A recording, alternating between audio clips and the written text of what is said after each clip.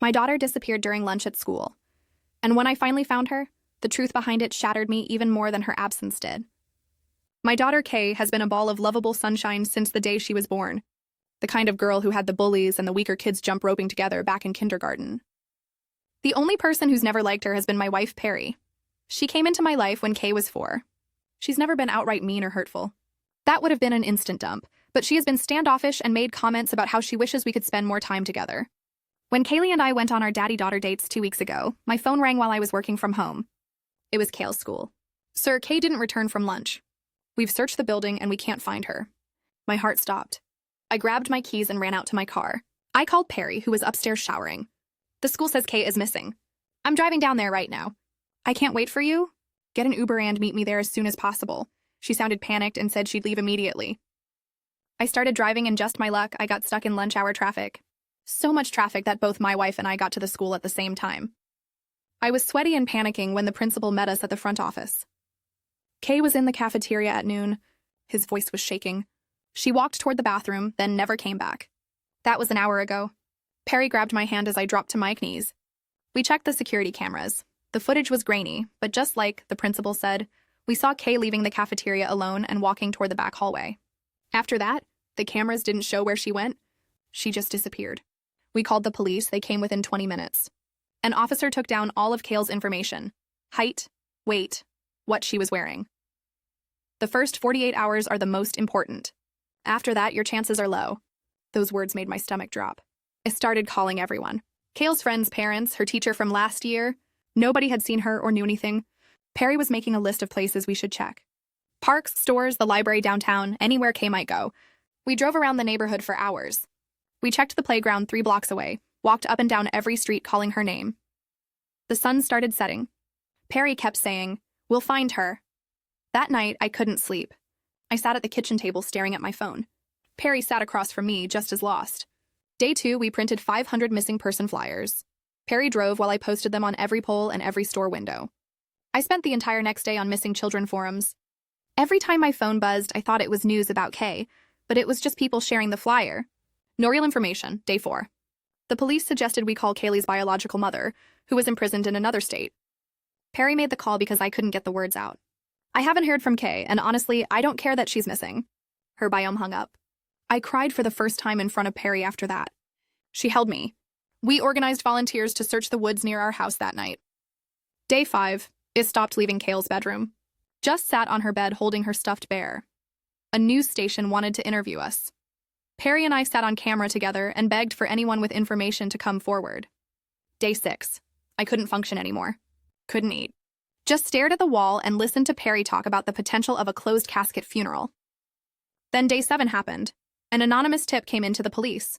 Someone mentioned passing by and seeing a girl matching Kayle's description through a window. The address the person gave was Perry's sister Linda's address across town. When I told her, Perry looked as confused but also as hopeful as me. We drove there immediately. Linda opened the door and saw us. Her face went white. She tried to close the door, but I pushed through. I heard muffled crying from upstairs. I ran up the steps. Perry and Linda were right behind me, arguing incoherently. The crying was coming from behind a locked bedroom door. I started kicking it. Linda tried to grab me to stop, but Perry pried her away. I managed to blast it open. There I saw her. Kay was tied to the bed, gagged with a scarf, ropes around her wrists, her ankle zip tied to the bedpost. She'd been there for the last 168 hours. I ran over to Kay and started untying the ropes. That's when Linda started screaming at Perry. "I told you this was insane." She turned to me. "Perry made me do this. She forced me." Perry instantly screamed back at her. "I didn't force you to do anything. You're a psychopath." Linda yelled louder. "You said if I didn't keep her here, you would tell everyone about." "Shut up." Perry cut her off. I couldn't move. Both sisters looked at me. "She's lying." They pointed at each other in unison. I pulled out my phone to call the cops. One of them went pale. The other just flashed a creepy smile. Requested Redsis on Spotify now? Check out link in the description or comments. I didn't care which one was lying. I turned back to Kay and my hands went to the last rope around her left wrist. The knot was tight and my fingers fumbled with it while both sisters kept screaming behind me. Perry yelled something about Linda being crazy. Linda screamed back about blackmail. I got the rope loose and pulled it off Kayle's wrist. Her skin underneath was raw and red. I wanted to throw up. Both sisters were still going at it and I spun around. "Both of you shut up right now." My voice came out louder than I meant it to. They both stopped talking and stared at me. I turned back to Kay. She was shaking so hard the whole bed moved. Her eyes kept moving around the room but didn't seem to focus on anything. I grabbed the blanket from the end of Linda's bed and wrapped it around Kayle's shoulders. She felt so small and light when I picked her up. I carried her toward the door, and both sisters started arguing again behind me. I didn't look back. I just walked down the stairs holding my daughter close to my chest. Her head rested against my shoulder, and I could feel her shaking through the blanket. I pushed through the front door and sat down on Linda's porch steps. Kay stayed curled up against me with the blanket wrapped tight around her. I could hear Perry and Linda still yelling at each other somewhere inside the house. Their voices got louder, and then I heard something crash. Probably a lamp or picture frame. I didn't care. I just held Kay and waited. She wasn't crying anymore, but she was still shaking. 4 minutes later, I heard sirens. 2 police cars pulled up to the curb, and 4 officers got out. I stayed sitting on the porch. One officer ran up to me and asked if I was the one who called. I nodded and pointed at the house.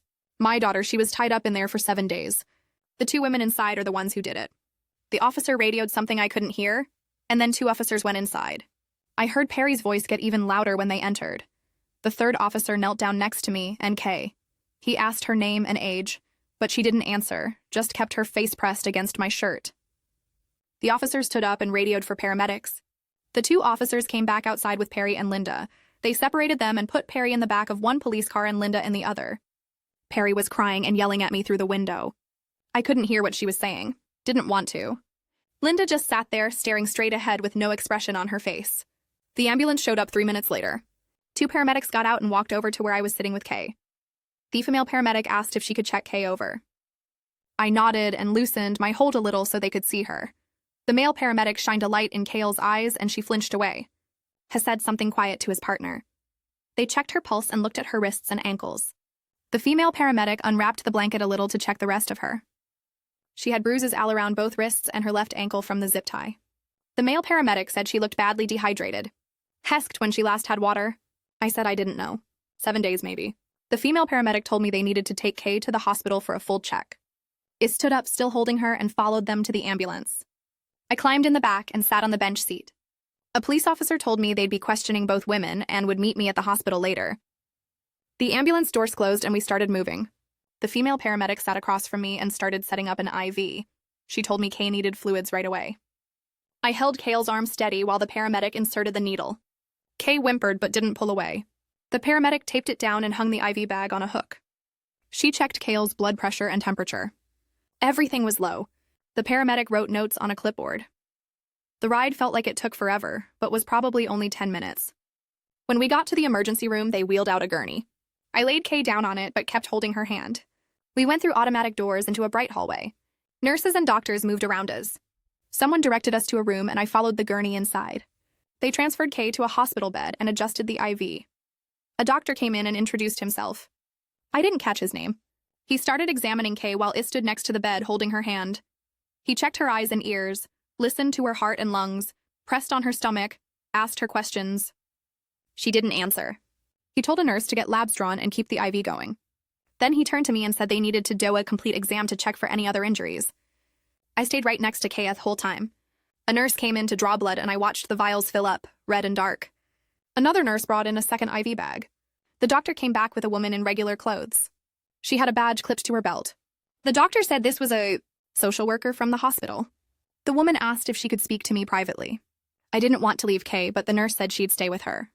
I followed the social worker into the hallway. She took me to a small office and closed the door. She explained that because this was a suspected child abuse case involving family members, they had to notify Child Protective Services. She said CPS would be opening an investigation and someone would be here soon to talk to me. I asked what that meant for Kay. The social worker said it meant they'd make sure Kay was safe and that whoever did this couldn't get near her again. I told her both women were already in police custody. She nodded and wrote something down. Then she asked me to describe what happened. I walked her through everything. The school calling, the search, finding Kay at Linda's house. The social worker took notes and said a detective would want to talk to me, too. When I got back to Kayle's room, a tall man in a suit was standing by her bed. He turned when I walked in and held out his hand. "I'm Detective Bertram Holtcomb. I'm investigating your daughter's disappearance." I shook his hand. Asked if I could walk him through the timeline while Kay was getting treated. I started from the beginning. The school's phone call getting stuck in traffic. Perry meeting me there at the exact same time. The cameras showing Kay walking toward the bathroom. 7 days of searching. The anonymous tip. Finding Kay tied up at Linda's house. Detective Holcomb wrote everything down in a small notebook. When I got to the part about calling the police from Linda's bedroom, he stopped me. He asked me to describe Perry and Linda's reactions when I pulled out my phone. I told him one of them went completely pale, like all the blood drained from her face. The other one smiled. Not a normal smile, a creepy one, like she thought something was funny. Detective Holcomb wrote that down very carefully. He underlined it twice. Then he asked which sister had which reaction. I stopped and tried to remember. It happened so fast. Perry and Linda were both standing there pointing at each other. I pulled out my phone. One face went white. The other smiled, but which was which? I closed my eyes and pictured it again. Perry was on the left, Linda on the right. I dialed 911. Perry's face went pale. Linda smiled. I opened my eyes and told Detective Holcomb. He wrote it down and circled something in his notes. He asked me to describe my relationship with Perry. I explained how she came into my life when Kay was 4. How she'd always been distant with Kay. Made comments about wanting more couple time when Kay and I went on our daddy otter dates, but I never thought she'd do something like this. Never imagined she could hurt Kay. Detective Holcomb asked what I knew about Linda. I said, not much. She was Perry's older sister. They weren't super close. Linda lived alone across town. I'd only met her maybe 5 times in all the years Perry and I were together. Detective Holcomb nodded and kept writing. He said he'd have more questions later, but wanted to let Meg get back to Kay. A new woman walked into the room right after Detective Holcomb left. She had dark hair pulled back in a ponytail and carried a folder. She introduced herself as Cecilia Holcomb. I asked if she was related to the detective. She said he was her husband. Small world. She explained she was a caseworker with Child Protective Services and they were opening an emergency investigation. She said the investigation would determine what safety measures needed to be in place to keep Kay protected. I asked what kind of measures.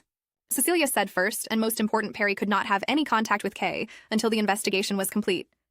No phone calls, no visits, no messages through other people, nothing. I needed to make sure Perry didn't come to our house or show up at Kay's school.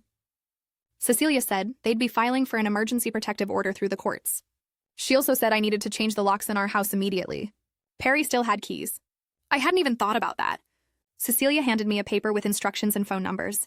She said someone from CPS would be checking in regularly and I should call if I had any concerns about Kaylee's safety. The doctor came back in after Cecilia left. He had test results in his hand. He told me Kay was severely dehydrated and malnourished. She'd lost almost 8 lbs in 7 days. Her electrolytes were way off, but there were no signs of sexual assault. I started crying when he said that last part. Relief hit me so hard I almost fell over. The doctor put his hand on my shoulder. He said they wanted to keep Kay overnight for observation and continued IV fluids, make sure her levels came back up. I nodded and wiped my eyes. The doctor said I could stay with her. There was a fold-out chair in the room. I thanked him and he left. I pulled out my phone and called my boss. Explained I wouldn't be at work tomorrow, probably not for a while. My daughter had been found after being missing for 7 days and she was in the hospital. My boss told me to take all the time I needed. Don't worry about work. Just take care of my daughter. I hung up and sat down in the chair next to Kaylee's bed. She was finally sleeping. Her chest moved up and down with steady breaths. I held her hand and watched her sleep. That night, I dozed off a few times, but mostly stayed awake watching Kay. Around 2 in the morning, she opened her eyes. The room was dark except for the glow from the monitors. I leaned forward and squeezed her hand. She looked at me and her eyes filled with tears. Her voice came out knee and broken. I thought you forgot me. Those words felt like a knife in my chest. I stood up and leaned over the bed rail. Told her I never stopped looking. Not for even 1 second. I searched everywhere. Called everyone. Put up flyers all over town. I never forgot her. Would never forget her. I promised I would always come for her. No matter what, no matter where she was or how long it took, I would always find her. Always protect her. Always love her. Kay started crying harder and I reached through the bed rail to wipe her tears. A nurse came in to check on us. She saw Kay was awake and asked if she needed anything. Kay shook her head. The nurse adjusted her IV and left. I stayed standing by the bed holding Kayle's hand until she fell back asleep. The next morning, Detective Holcomb came back. He had more questions about Perry's behavior during the search. He wanted to know if I noticed anything strange. I thought back through those 7 days, remembered how Perry got to the school at the exact same time as me, even though she was supposedly upstairs showering when I left the house. That never made sense. The traffic was terrible. It took me almost 30 minutes to get there. How did Perry get there at the same time if she had to call an Uber and wait for it to arrive? Detective Holcomb wrote that down. I also remembered how Perry seemed to switch between being panicked and weirdly calm, Like 1 minute she'd be crying, and the next she'd be making lists very calmly, organizing search parties, planning where to put flyers. It felt off at the time, but I thought she was just coping differently than me. Detective Holcomb asked if Perry ever suggested not searching certain areas. I thought about it. Yeah, she did. When volunteers wanted to search near Linda's neighborhood, Perry said it was too far away. Kay wouldn't have gone that far. We should focus closer to home. Detective Holcomb underlined something in his notebook. He said that was very helpful information. Detective Holcomb closed his notebook and left the room. About 20 minutes later, a woman in a gray suit knocked on the door and introduced herself as Cecilia from Child Protective Services. She pulled the fold-out chair closer to my side of the bed and sat down with a thick folder. She explained that CPS was opening a case to make sure Kay stayed safe. Perry was not allowed to have any contact with Kay at all.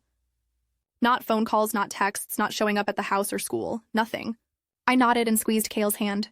Cecilia said it needed to change the locks on our house today before we went home. She couldn't let Kay go back to a house Perry could access.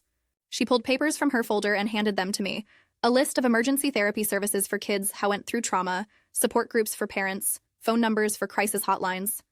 She also gave me a court date written on a yellow paper, a hearing for a temporary protective order in 3 days. I folded all the papers and put them in my pocket. Cecilia asked if he understood everything, and I said yes. She stood up and told me she'd be checking in regularly to make sure Kaya was okay. The hospital discharged Kaya that afternoon around 3:00. A nurse brought a wheelchair, but Kay didn't want to sit in it.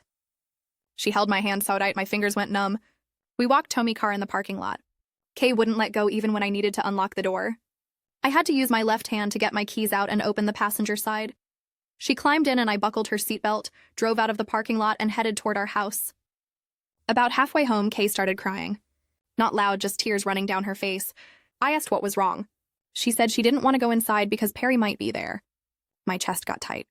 I told her Perry wasn't allowed to come home anymore. But Kay kept crying and said, "What if Perry didn't listen? What if Perry was waiting inside?" I pulled into our driveway and parked. Looked at our front door. Kay was right to be scared. I pulled out my phone and searched for locksmiths nearby. Found one that said same-day service. Called them. They said they could come in 40 minutes. I told them I'd pay extra if they came faster. They said 30 minutes. Kay and I sat in the car with the doors locked and waited. The locksmith showed up in a white van. An older guy with a tool belt. He asked what locks I needed changed, and I said all of them.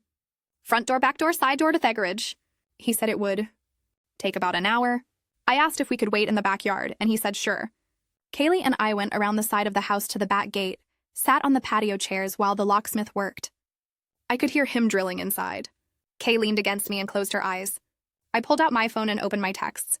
Detective Holcomb had given me his number and told me to contact Perry through him if I needed to. I typed out a message, told Perry she was not allowed to come home per CPS order. The locks were being changed. She needed to stay away from me and Kay. Sent it to Detective Holcomb, who said he'd forward it. About 10 minutes later, my phone buzzed. Detective Holcomb forwarded Perry's response. A long message. She said Linda forced her to help. She was scared of Linda. Linda threatened her. She's their old victim here. She just wanted to come home and explain everything. I stared at the message. Remembered Detective Holcomb telling me not to engage. I put my phone back in my pocket without replying.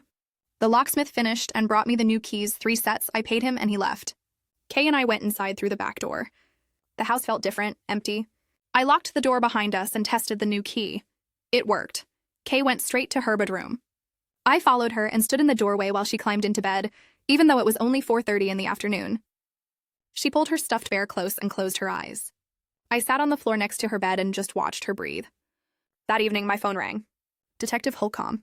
He said they'd been reviewing traffic camera footage and Uber records from the day Kaya disappeared. I sat up straighter.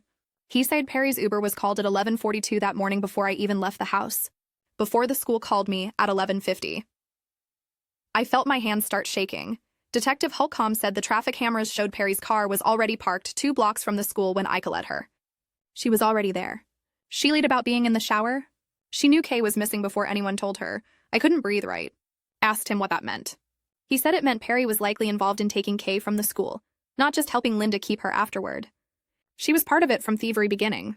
My stomach hurt. I stood up and walked to the kitchen, leaned against the counter. Detective Holcomb said they were going back through the school's security footage more carefully, looking for any sign of Perry or Linda on campus that day, talking to staff about whether anyone saw them. Hess said he'd call me when he knew more. I hung up and just stood there, stared at the wall, tried to process what he'd told me. Perry planned this. Perry took Kay. Perry sat next to me for 7 days, pretending to search while knowing exactly where Kay was. I thought I might throw up. 2 days later, Detective Holcomb called again. A neighbor who lived near Linda's house had contacted the police. She saw a sedan matching Perry's car parked in Linda's driveway multiple times during the week Kay was missing. The neighbor didn't think anything of it at the time because she knew Perry and Linda were sisters, but now she realized those visits were suspicious. Perry was checking on Kay, making sure Linda kept her tied up, making sure the plan was working. Detective Holcomb said this was good evidence. Showed Perry's active participation. I thanked him and hung up. The next day, Detective Holcomb called with more news. They'd searched Linda's house more thoroughly, found zip ties and rope that matched what was used on Kay. They also found receipts. The items were purchased at a hardware store 2 days before Kay disappeared. Someone planned this in advance, bought supplies. Detective Holcomb said he was working on getting the store's security footage to see who made the purchase. I already knew it would be Perry. Kay had her first meeting with Cecilia from CPS a few days after we got home. Cecilia came to our house and sat with Kay in the living room. I stayed in the kitchen, but I could hear them talking. Cecilia asked gentle questions about what happened at Linda's house. Kay's voice was small. She said someone she trusted took her from the school, brought her to Linda's house, tied her up in the bedroom. She stayed there for all 7 days, only got crackers and water. Mostly stayed alone in the dark. I heard Cecilia writing things down. She's who took Kay from the school, Kay said Aunt Linda. But then she said she heard Perry's voice at least once talking to Linda through the bedroom door. She couldn't hear what they were saying clearly, but she recognized Perry's voice. Heard something about keeping her there until he learns his lesson. I grabbed the counter. My daughter heard Perry. Perry was there. Perry did this to teach me some kind of lesson about spending time with Kay. After Cecilia left, I called the attorney, Montague Shaw, that Cecilia had recommended. His secretary scheduled me for the next morning. I drove to his office downtown, tall building with lots of windows. Montague met me in a conference room, older guy with gray hair and a serious face. He asked me to explain what happened. I told him everything about finding Kay, about Perry and Linda, about the evidence Detective Holcomb found. Montague listened and took notes. When I finished, he said I needed to file for separation from Perry right away. Get an emergency protective order.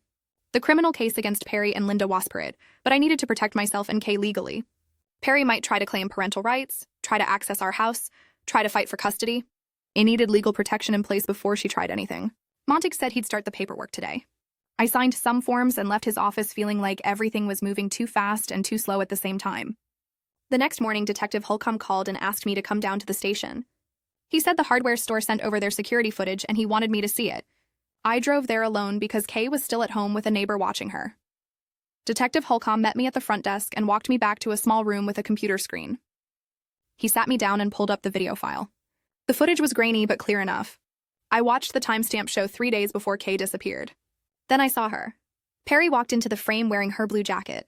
She picked up zip ties from a shelf, then rope, then duct tape. Miss Mac dropped. Perry looked around like she was checking if anyone was watching. She went to the register and paid with cash. The cashier rang her up and Perry left. Detective Holcomb paused the video. He pointed at Perry's face on the screen. Her features were totally clear. No question it was her. Detective Holcomb said the timestamp and the items matched perfectly with what they found at Linda's house. Perry had planned this days in advance. Bought the supplies herself, paid cash to try hiding it, but the camera caught everything. I sat there staring at the frozen image of my wife buying materials to kidnap my daughter. Detective Holcomb's phone rang while we were sitting there. He answered and listened for a minute. Then he told whoever was calling to send over the information. He hung up and looked at me. Linda's attorney had just contacted him. Linda wanted to make a deal. She was willing to cooperate with the investigation if they reduced her charges. Detective Holcomb said Linda was claiming Perry forced her to do everything. According to Linda, Perry threatened to report some old crime Linda committed 5 years ago. Check fraud or something. Linda said Perry told her that if she didn't help kidnap Kay and keep her hidden for a week, Perry would make sure Linda went to prison. I felt my hands clench into fists. Linda was trying to blame everything on Perry now that she got caught. Detective Holcomb must have seen my face because he held up his hand. He said both sisters were clearly guilty no matter who planned it. Linda still physically held Kay a prisoner for 7 days. Linda still tied her up and left her in that dark room. The detective said they would investigate Linda's claims about the blackmail. But even if Perry did threaten Linda, that didn't excuse what Linda did. Kidnapping is kidnapping. I asked what happened next. Detective Holcomb said they were building the case against both of them. The evidence was strong. The next step was getting legal protection for me and Kay. I left the station and drove straight to Montague's office. I told him about the security footage and Linda's plea deal attempt. Montague said we needed to file for the emergency protective order right away. He had the paperwork ready. We filled it out together. Montague explained the order would legally bar Perry from contacting me or Kay. She couldn't come within 500 FT of our house or Kale's school. We had a court date the next day. The courthouse was busy when we arrived. Montague led me through security and up to a courtroom on the second floor. We sat at a table and waited. The judge came in and called our case. Montague stood up and explained the situation. He told the judge about Kale's kidnapping, about finding her tied up at Linda's house, about the security footage showing Perry buying the supplies, about the evidence that Perry planned the whole thing. The judge listened carefully and looked at the paperwork. Then he granted the temporary protective order immediately. Perry was no legally banned from coming near me or Kay. Just as the judge finished signing the order, the courtroom door opened. Perry's attorney walked in with Perry right behind him. They must have gotten notice about the hearing. Perry's attorney asked to speak. The judge let him. The attorney argued that Perry was innocent. He said Linda was framing Perry. He claimed all the evidence could be explained away, but the judge shook his head. He said the evidence was strong enough to warrant protection, regardless. The protective order would stay in place. Perry sat in the gallery staring at me. Her face looked cold, empty, like she was a completely different person than the woman he married. I didn't recognize the expression at all. Montague touched my arm, and we left the courtroom. 2 days later, Detective Holcomb called again. He was interviewing Kay that afternoon with a child specialist present. He wanted me to know so I could prepare her. I told Kay that morning that Anna's lady and Detective Holcomb wanted to talk to her about what happened. Kay got quiet, but she nodded. That afternoon, a woman arrived at our house with Detective Holcomb. She introduced herself as a forensic specialist who talks to kids. She had a gentle voice. They sat with Kay in the living room while I waited in the kitchen. I could hear them talking. The specialist asked Kay to describe what happened at Linda's house. Kayle's voice was small. She said she heard voices through the bedroom door. One voice was Linda's, but she also heard Perry's voice at least once. Kay said Perry told Linda to make sure she stayed put and didn't make noise. Kay said Linda brought her crackers and water twice a day, but mostly Linda left her tied up alone in the dark bedroom.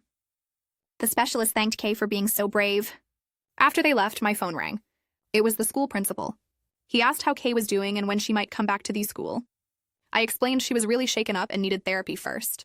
The principal said he understood completely. He offered to set up a safety plan for when Kay was ready. Private doors for entering and leaving. A safe route that avoided the cafeteria and the hallway where she was taken. I thanked him and said I'd let him know when Kay was ready. The next morning, Cecilia from CPS came by for a home visit. She needed to check that our house was safe for Kay. I showed her the new locks I'd installed on all the doors. She walked through each room. In Kayle's bedroom, she saw the baby monitor I'd set up on the dresser. I explained I wanted to hear if Kay had nightmares or needed me during the night. Cecilia nodded and wrote something on her clipboard. She said I was doing everything right. These security measures were good. A few days after that, Detective Holcomb called with more news. Perry's phone records had come back from the service provider. The records showed Perry did a factory reset on her phone on the second night of Kayle's disappearance. She wiped everything, deleted all her messages and call history. Detective Holcomb said this showed consciousness of guilt. Perry knew she was doing something wrong. She tried to destroy evidence. This would help prove Perry planned everything and knew exactly what she was doing. Then Detective Holcomb told me something else. During the week, Kaya was missing. Perry had been posting all over social media, sharing the missing person flyers, asking people to pray, begging for information. Now it all seemed like a sick show. Perry was performing for everyone while she knew exactly where Kay was the whole time.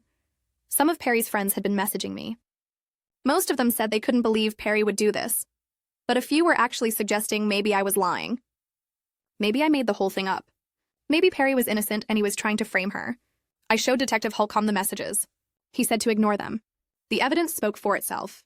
The next morning, Detective Holcomb called and asked me to come down to the station. He said Linda's attorney had provided some text messages that I needed to see. I left Kay with a neighbor and drove to the police station.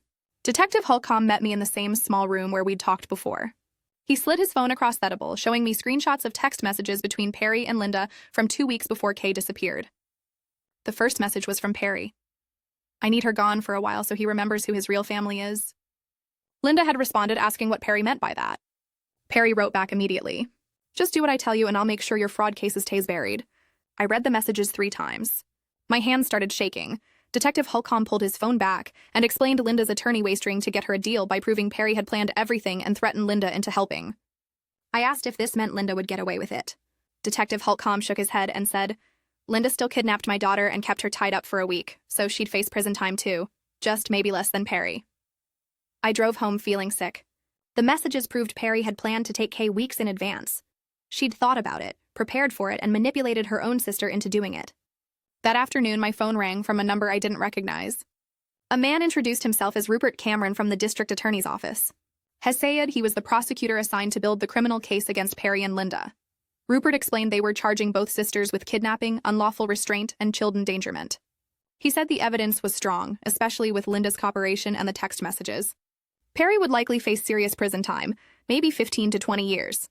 Linda would get less because she was cooperating, probably 3 to 5 years. Rupert asked if I had any questions. I asked when Perry would be arrested. He said soon, within the next few days. They were finishing the paperwork and coordinating with Detective Holcomb. After the call ended, I sat on the couch staring at nothing. 3 days later, I took Kay to her first therapy appointment. The therapist's name was Phoebe Sterling, and her office was in a small building downtown. The waiting room had toys and books scattered around. Phoebe came out to meet us. She was younger than I expected, maybe in her 30s, with a calm voice. She shook my hand and then knelt down to Kay's level. Phoebe asked Kay if she wanted to come see her office. Kay grabbed my hand tight but nodded. We walked back together. Fu's office had soft lighting and comfortable chairs. She had a box of fidget toys on her desk. Phoebe explained to Kay that this was a safe space where she could talk about anything or nothing at all. Kay sat next to me on the small couch. Phoebe asked Kay how she was feeling today. Kay whispered that she was scared a lot. Phoebe nodded like this made perfect sense. She taught Kay some breathing exercises, showing her how to breathe in for 4 counts and out for 4 counts. Kay practiced a few times. Then Phoebe suggested they pick a safe word that Kay could use anytime she wanted to stop talking about something hard. Kay thought for a minute and said pancakes because that was her favorite breakfast. Phoebe smiled and wrote it down. The appointment lasted 45 minutes. On the drive home, Kay seemed a little lighter. That night, around 2 in the morning, I woke up to screaming. I jumped out of bed and ran to Kay's room. She was sitting up in bed crying and pulling at invisible ropes on her wrists. I turned on the light and sat on her bed. Kay was still half asleep, screaming that she was tied up and couldn't get out. I held her and kept saying she was safe, she was home, therapies were gone. It took several minutes for her to fully wake up. When she did, she looked around her bedroom and started crying harder. She said she didn't want to sleep in here anymore because it felt too dark. I carried her to the living room and turned on every single light. We made a nest of blankets on the couch. Kay curled up against me and I stayed awake the rest of the night watching her breathe. The next morning, Detective Holcomb called again. He said they'd searched Perry's car more thoroughly and found a notebook in the glove box. The notebook had a timeline written in Perry's handwriting. Kay leaves cafeteria 12:2 was written at the top. Below that, it said L secures KBI 12:30, and then wait 1 hour before calling police. Detective Holcomb said this proved Perry had planned every detail down to the specific times. She'd coordinated with Linda to grab Kay from the school and knew exactly when to call me, acting surprised. I felt like I might throw up. Perry had written out her plan to kidnap my daughter like it was a grocery list. 2 days after that, Detective Holcomb called with more news. The clerk from the hardware store where Perry bought the rope and zip ties had come forward after seeing news coverage about the case. The clerk picked Perry out of a photo lineup without any hesitation. Detective Holcomb said the clerk remembered Perry seemed really nervous when buying the items and paid with cash. The clerk thought it was weird that someone would buy rope, zip ties, and duct tape all together, but didn't think much about it at the time. Now, the clerk felt terrible for not saying something. This gave them another witness who could testify that Perry purchased the exact items used to restrain Kay. The following week, Rupert Cameron from the DA's office asked to meet with me in person. I drove to the courthouse and met him in a small conference room. Rupert was in his 50s with gray hair and a serious face. Has spread out papers on the table showing me the evidence they'd collected. He explained the criminal process and what would happen next. Perry would be arrested soon and brought in for arraignment where she'd enter a plea. Then there would be pre-trial hearings and eventually a trial unless Perry accepted a plea deal. Rupert said he might need to testify about Perry's behavior and our relationship, especially how she resented the time I spent with Kay. He asked me to write down every comment Perry had made about wanting more couple time or seeming jealous of Kay. I started making the list right there. The next day, Detective Holcomb called to tell me Perry had been arrested. They'd found her staying at Linda's house. Perry was now in custody at the county jail. Detective Holcomb said Perry would be arraigned in 2 days. I felt this weird mix of relief and sadness. Relief that Perry couldn't get anywhere near Kay now. Sadness that the woman I'd married and trusted could do something so evil to an innocent child. I called Montague to tell him about the arrest. He said it should attend the arraignment so the judge could see that Kay had a protective parent present. 2 days later, I sat in the courtroom wearing the only suit I owned. Perry was brought in wearing an orange jumpsuit with her hands cuffed. She looked straight ahead and didn't glance at me once. The judge read the charges out loud. Kidnapping, unlawful restraint, child endangerment, conspiracy. Perry's attorney stood up and entered a plea of not guilty. Then he argued that Perry should be released on bail because she had no prior criminal record and wasn't a flight risk. Rupert Cameron stood up and argued the opposite. He said Perry had planned and executed the kidnapping of a child, destroyed evidence by wiping her phone, and posed a clear danger to that child. He asked the judge to set bail high or deny it completely. The judge thought for a minute and then set bail at $500,000. Perry's attorney looked shocked. The judge said given the serious nature of the charges and the evidence presented, high bail was appropriate.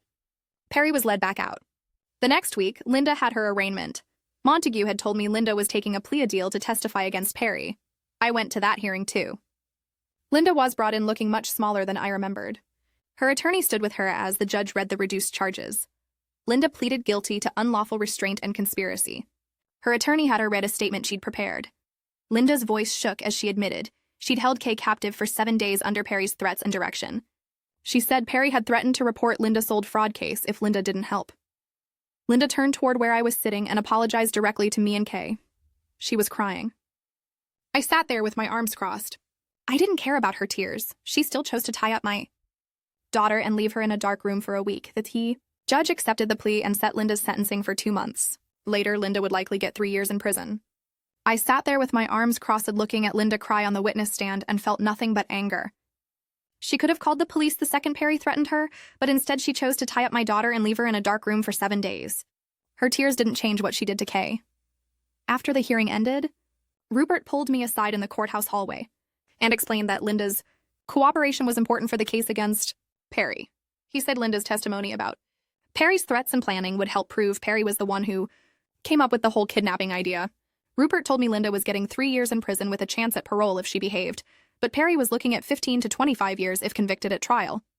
The next day, I took Kay to her therapy appointment with Phoebe. We were going twice a week now, and Phoebe said Kay was showing clear signs of post-traumatic stress. Kay had jumped at sudden noises and checked every room before going inside.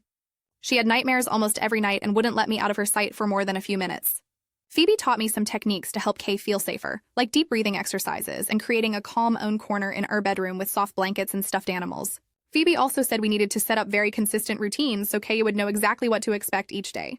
Same wake-up time, same breakfast routine, same bedtime ritual every single night. The school counselor called me that afternoon to talk about Kay returning to the school. She said she'd been working with Phoebe to create a plan that would make Kay feel safe. They decided Kay would start with half-days so she wouldn't get too tired or stressed. The school would assign a counselor as Kay's designated safe person, who she could go talk to anytime she felt scared or upset. They also arranged for Kay to use a private entrance near the office so she wouldn't have to walk through the cafeteria or the back hallway where she'd been taken. Days later, Perry's parents called me. Her mom was crying so hard I could barely understand what she was saying. They kept apologizing and saying they had no idea Perry was capable of doing something like this to Kay. They asked if they could see Kay and spend some time with her. I told them I needed to check with Cecilia from CPS first because I wasn't sure if contact with Perry's family was safe for Kay right now. I called Cecilia that same afternoon and explained the situation. Cecilia said supervised visits with Perry's parents might be okay if Kay actually wanted to see them, and if they agreed to follow strict rules. They couldn't mention Perry at all or ask Kay any questions about the kidnapping. Perry's parents agreed to those terms right away when I called them back. We set up a short visit at a park near our house for the following Saturday. When we got to the park, Perry's parents were already waiting at a picnic table with a container of Kay's favorite chocolate chip cookies. They hugged Kay gently and told her how much they missed her. They spent an hour just playing on the swings and feeding ducks at the pond. They kept their promise and never brought up Perry or what happened. The next week, Detective Holcomb called to tell me he was officially closing his investigation. He'd submitted the complete case file to Roart's office with everything they'd collected. The file included security footage from the school and hardware store, phone records showing all of Perry's calls and texts, the messages between Perry and Linda about the kidnapping plan, financial records of Perry's cash withdrawals, witness statements from the neighbor and store clerk, Linda's full confession, and Kay's testimony about hearing Perry's voice. Rupert told me later that week it was one of the strongest cases he'd ever seen. I met with Montague to start the divorce process. He helped me file papers asking for separation from Perry based on our marriage being broken beyond repair. I was requesting full custody of Kay, with absolutely no visitation rights for Perry. Montague said given the criminal charges against Perry, no judge in their right mind would give her any access to Kay. He expected the divorce to go through without any problems. A few days later, Perry's attorney contacted Montegattering to work out some kind of arrangement where Perry could at least talk to Kay on the phone or send letters. I told Montague absolutely not, and he informed Perry's attorney that any contact would break the protective order. Montague threatened to report them for trying to pressure us, and Perry's attorney backed off immediately. Weeks after Linda's sentencing, Kaya was ready to try going back to the school. I walked her inside using the private entrance near the main office. Her teacher was waiting for us and gave Kay a special job as line leader for the class. The teacher said this would help Kay feel important and give her something positive to focus on. The school counselor checked on Kay twice during the morning to make sure she felt comfortable and safe. I picked Kay up at lunchtime, and she seemed tired, but okay. We did half days like this for the entire week. Kay came home exhausted each day, but she was proud of herself for going. On Friday afternoon, after I picked her up, Kay told me she wanted to try staying for full days starting Monday. She said she missed her friends and felt sad about leaving early when everyone else got to stay. I called Phoebe that evening to ask if this was too fast. Phoebe said it was actually a positive sign that Kay wanted to rebuild her normal routine, and that meant she was starting to feel safe again. We agreed to move to full days, but the counselor would keep checking on Kay regularly to make sure she wasn't struggling. 2 weeks after Kay started full days at the school, my phone rang while I was making dinner. Rupert Cameron's name showed on the screen. It picked up, and he got straight to it. Perry rejected the plea deal. She wanted a trial. She was claiming she had nothing to do with the kidnapping, and Linda acted alone out of jealousy. Rupert said this meant the case would go to court, and I would need to testify about Perry's behavior toward Kay over the years. The comments about wanting more couple time, the coldness toward my daughter, the weird behavior during the search, and Kay might need to testify too. My stomach dropped at that. Rupert said he would only call Kay if absolutely necessary, but her testimony about hearing Perry's voice through the door was important evidence. He promised to make it as easy as possible for her if it came to that. I hung up and called Phoebe right away.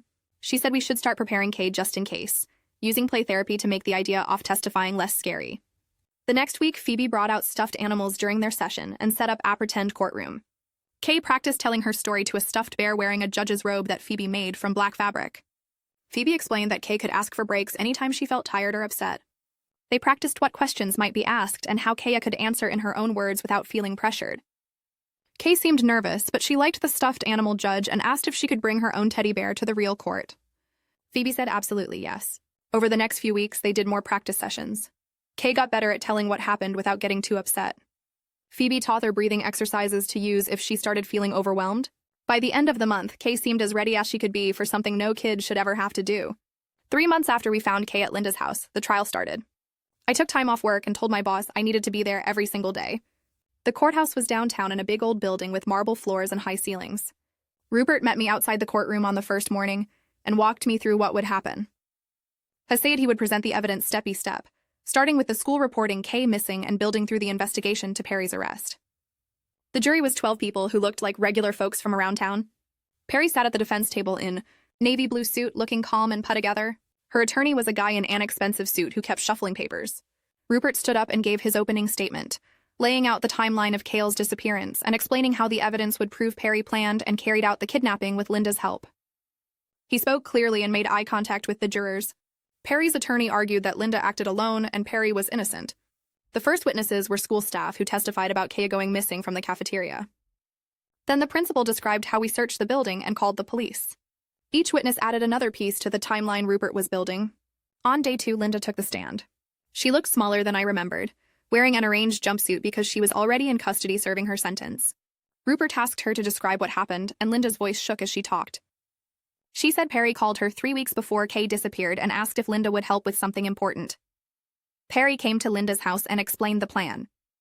Perry wanted Kay taken from the school and kept at Linda's house for a week to teach me Allison about prioritizing my wife over my daughter. Linda said she told Perry it was crazy, but Perry threatened to report Linda's old fraud case from 5 years ago.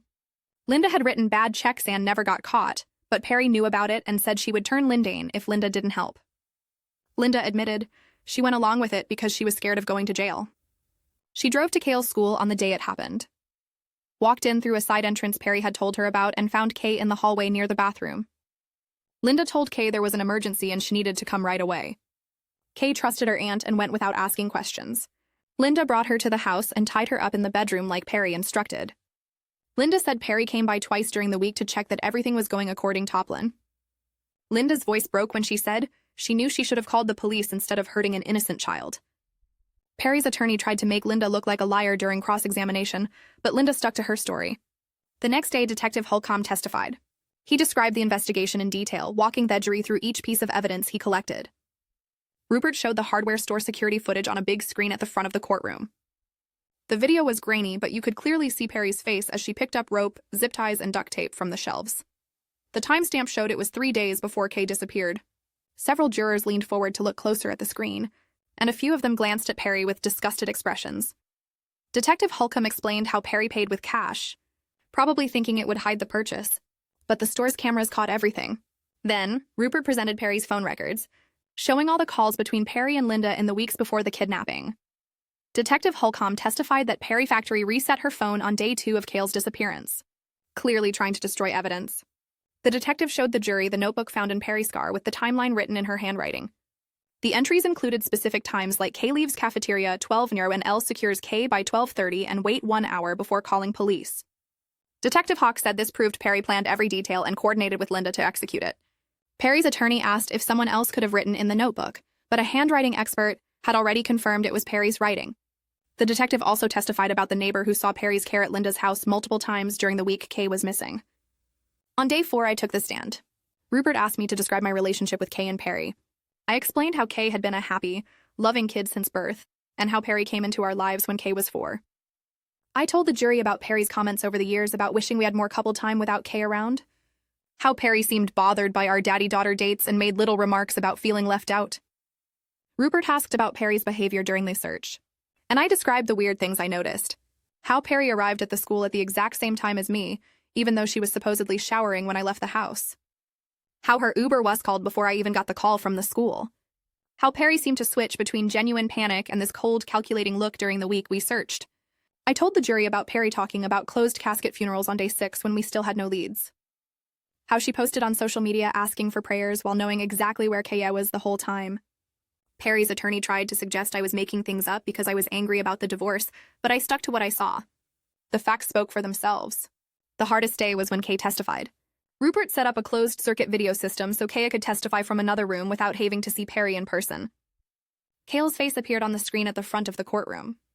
She was holding her teddy bear, and Phoebe sat next to her just out of frame. Rupert asked gentle questions, and Kay answered in a clear voice that was braver than any 7-year-old should have to be. She described being in the cafeteria at lunch and then walking toward the bathroom. She said Aunt Linda found hair in the hallway and told her there was an emergency. Kay trusted Linda and got in the car. Linda drove her to the house and brought her upstairs to the bedroom. Kay said Linda tied her wrists with rope and put a gag in her mouth.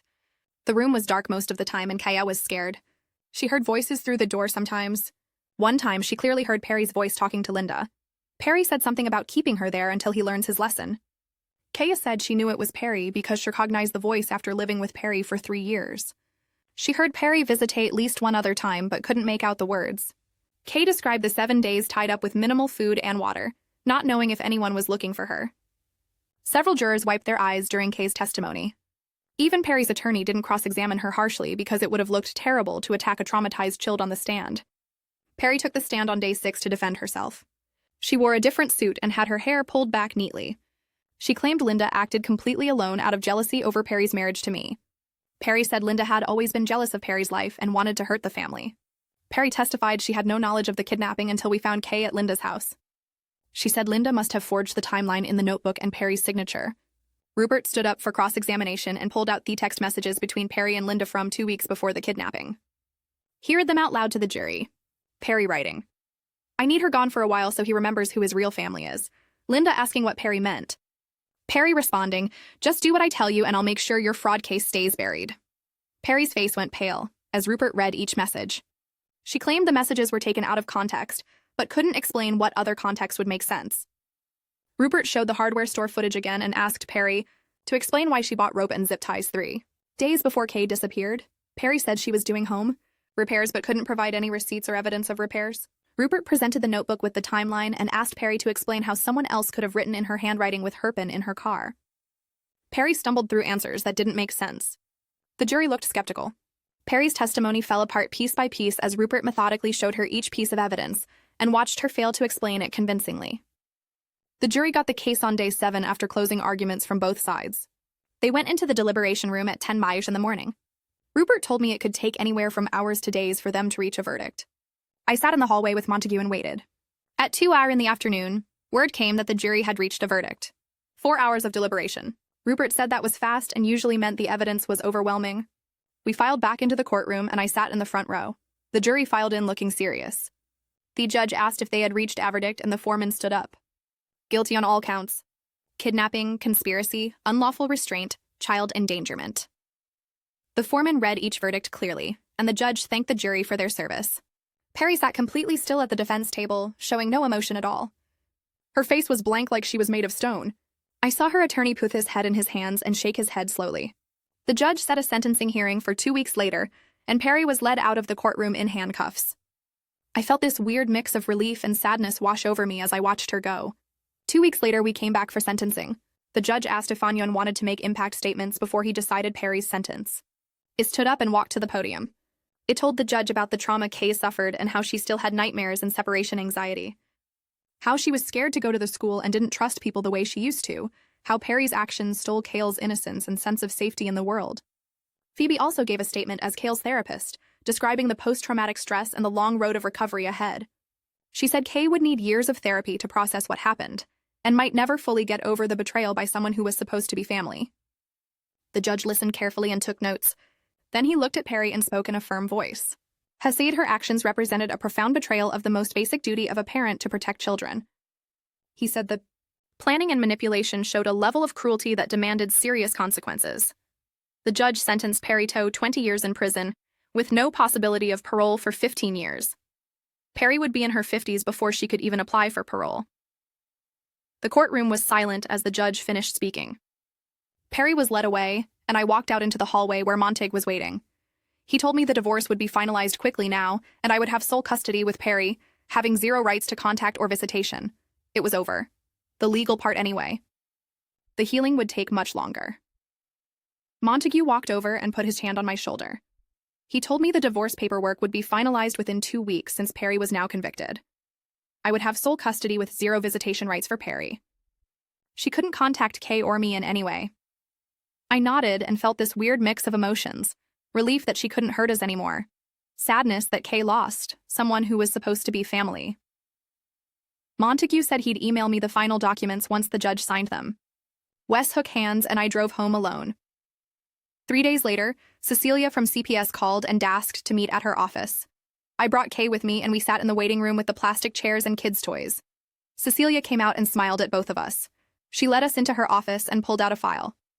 She told me she was officially closing our case. Perry was in prison and Linda was also locked up. There was no ongoing threat to Kale's safety. Cecilia looked at me directly and said, I'd done an excellent job protecting Kay. I'd gotten her therapy, kept her safe, navigated the legal system. She was confident Kay would continue healing. I felt my throat get tight. Cecilia shook my hand and gave Kay a small stuffed bear as a goodbye gift. Over the next few weeks, I noticed Kale's nightmares were getting less frequent. Instead of every single night, she only woke up screaming once or twice a week. Phoebe told me this was normal progress for trauma recovery. Kay still slept with a nightlight on and sometimes came to my room at 3 in the morning, but she was learning to self-soothe. She'd use the breathing exercises Phoebe taught her.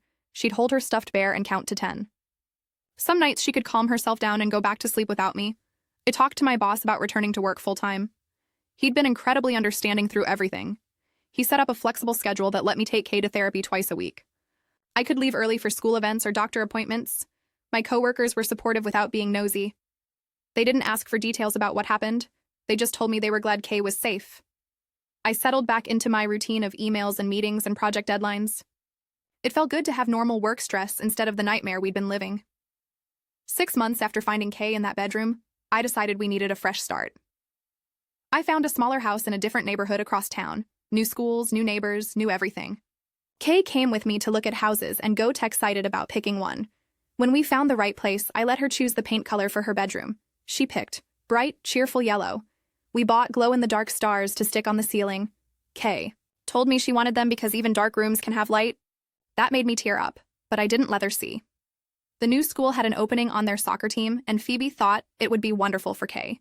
Sports would build her confidence and give her normally. I signed her up and bought her cleats and shin guards. I went to every single practice and every game. I sat in the bleachers and watched her run around with other kids. She laughed when she scored goals. She high-fived her teammates. Seeing her act like a regular kid again made me believe she really would be okay. Not today or tomorrow, but eventually. We built new routines in our new house. Friday nights became movie nights where we'd make popcorn and watch whatever Kay wanted. Saturday mornings, I'd make pancakes and we'd eat breakfast together at our small kitchen table. Just the two of us building our own little family. Kay still had hard days where the trauma came back. She'd get quiet and scared, but she learned to tell me when she was struggling. We'd work through it together with the tools Phoebe taught us. One evening, about 8 months after everything happened, we were making dinner together. Kay was stirring pasta sauce while I chopped vegetables. She looked up at me with those big eyes and said she felt safe now. She knew I would always protect her no matter what. I put down the knife and hugged her tight. I promised her that was exactly right. I told her I was so proud of how brave and strong she'd been. We weren't perfect, and we were still healing. So we had each other, and now that was enough.